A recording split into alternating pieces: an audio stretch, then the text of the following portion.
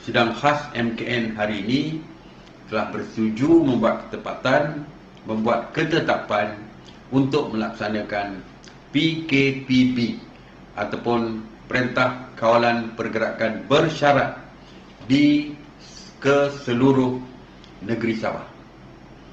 Berkuat kuasa jam 12.30 malam ini sehingga 26 Oktober 2020.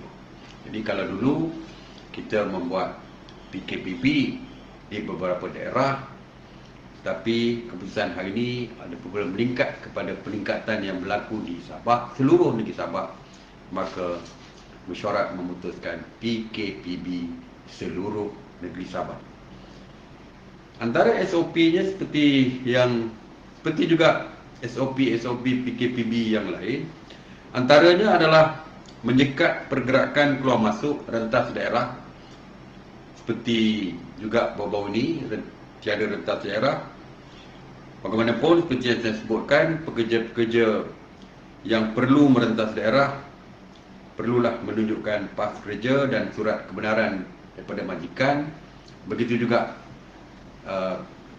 kemasukan masuk dan keluar kenderaan-kenderaan yang membawa keperluan asas juga dibenarkan. Bagaimanapun perlu mereka membuat permohonan dan laporan dan permohonan kepada pihak PDRM.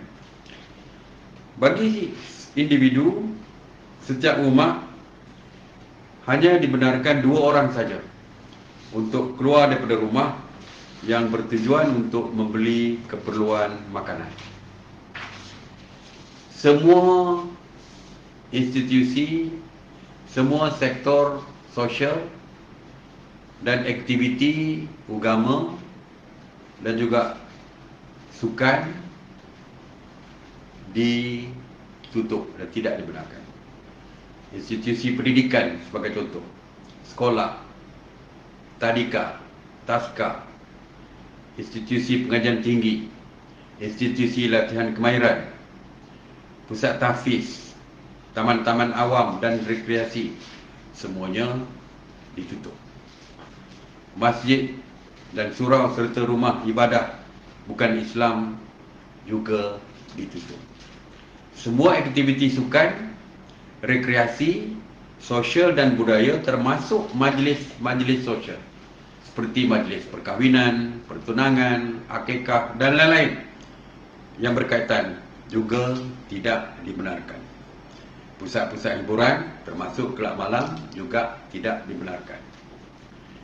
Manakala kegiatan di bawah sektor ekonomi, industri dan perniagaan dibenarkan beroperasi seperti biasa, namun perlu mematuhi SOP yang ketat yang telah pun dikeluarkan oleh MKN ataupun yang mungkin akan dikeluarkan oleh MKN setelah berbincang dengan MKN Sabah.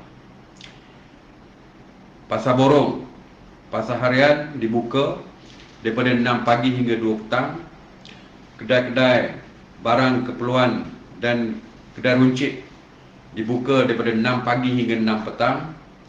Restoran, kedai-kedai makan, warung-warung juga dibenarkan daripada 6 pagi, beroperasi daripada 6 pagi hingga 6 petang, walaupun ianya terhad kepada pembelian secara pandu lalu, pengantaran serta take away ataupun yang berbungkus saja. Operasi stesen minyak dibenarkan beroperasi dari 6 pagi hingga 6 petang. Perkhidmatan teksi dan e-hailing dan pengantaran makanan dibenarkan daripada 6 pagi hingga 8 malam. Bas ekspres dan bas henti-henti tidak dibenarkan beroperasi kerana tidak dibenarkan rentas daerah. Farmasi dan kedai ubat dibenarkan beroperasi seperti biasa daripada 6 pagi hingga 6 petang.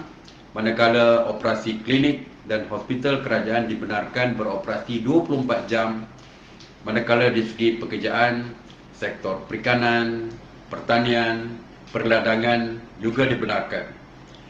Bagi sektor perniagaan dan perkilangan termasuk industri kecil dan sederhana boleh beroperasi seperti biasa.